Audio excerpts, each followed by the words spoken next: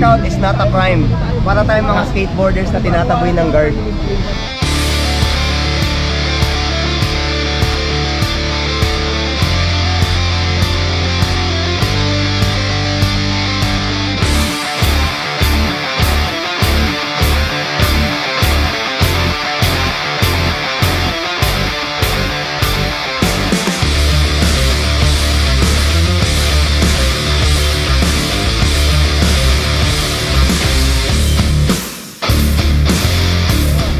Gusto natin, ayaw na ng guard ng calisthenics.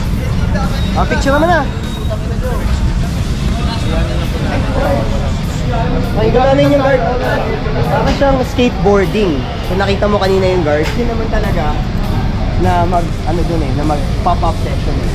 Pero, lately lang namin nalaman na bago na pala yung management. So, pinagbabayad kami ng 76K, which wala naman talaga kami yung klaseng pera. Kasi last year, nagpa-event kami dito na mas malaki pa. Wala naman silang good siningil or anything. So, anyways, moving forward, at least ngayon na-rouse natin yung games, tsaka yung lakas kalye, pop-up sesh. Yung mga kids tuwan-tuwa. Diba? Nakita nyo naman. So, nagkaroon sila ng session, plus nagkaroon pa sila ng awards, plus, nagsama-sama pa sila from different parts of Luzon.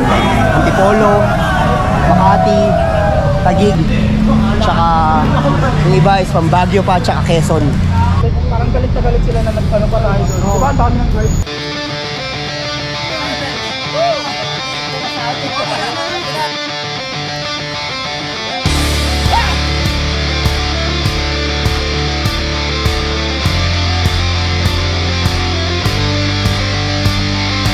Hindi na kami pinayagan. So, magko-continue kami sa Prac 30 para mapamigay natin to sa mga kids.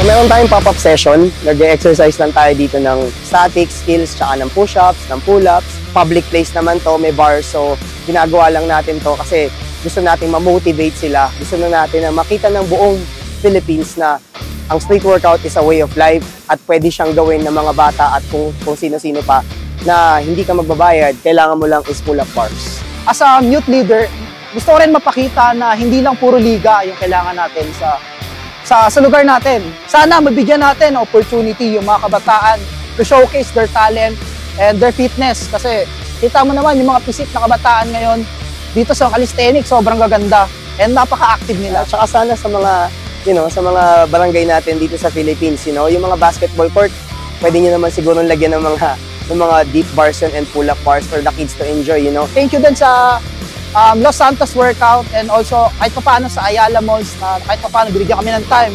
And sa mga sponsor natin, Trio, Rocks Fitness, na-provide sila ng parallel bars natin. And kay Sir Bjorn sa Los Santos workout, they provided ng mga benefits and prices na galing mismo sa bulsa niya.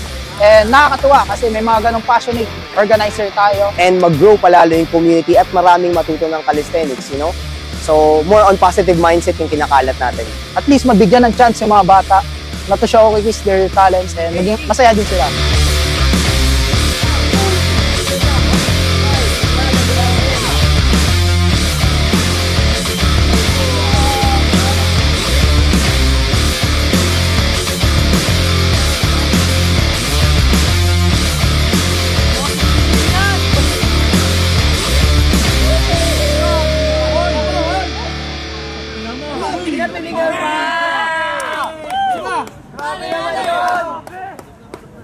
So message sa lahat, pwede tayo mag-start ng calisthenics basta you are able to, you're able to commit, any age, any gender, it doesn't really matter, and makilala siya ng masses para mas maintindihan nila yung practice, and therefore at least magkaroon ng maraming events for the kids and magkaroon ng maraming ng mga sponsors para tuloy-tuloy yung event and mag-grow yung community.